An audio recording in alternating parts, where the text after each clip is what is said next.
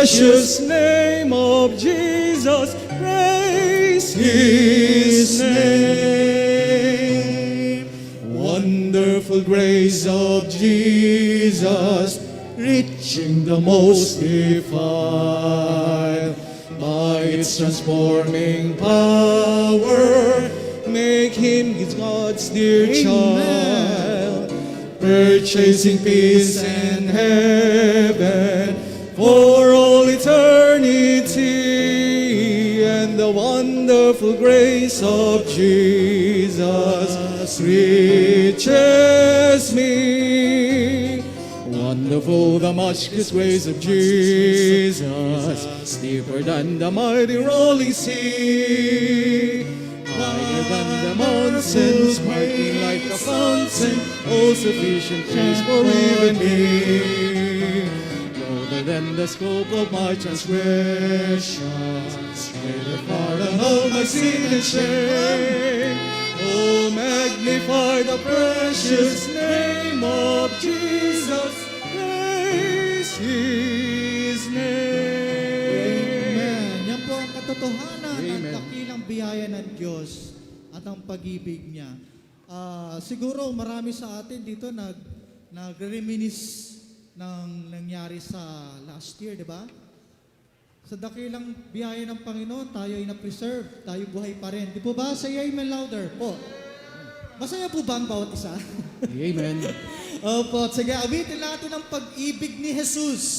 Na ang Amen. tulad natin na minahal ng Diyos, walang dahilan para tayo ay bigyang pansin. But anyway, God loves us so much. We love Him because He first loved us. All persons now?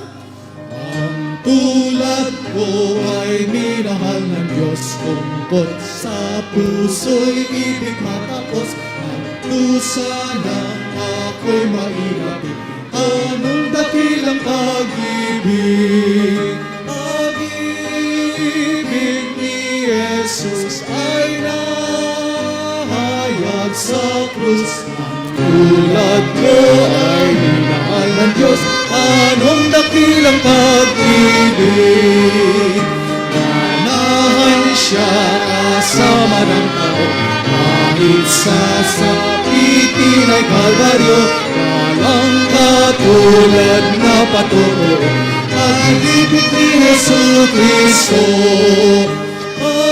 Pag-ibig ni Jesus ay nahayag sa krus. Ang tulad ko ay minahal ng Diyos, anong dakilang pag-ibig. Bago natin awitan ang third stanza, sabi niya, no, kahit ako ay dapat itakwil, sa krus si Jesus ay hindi nagpapigil.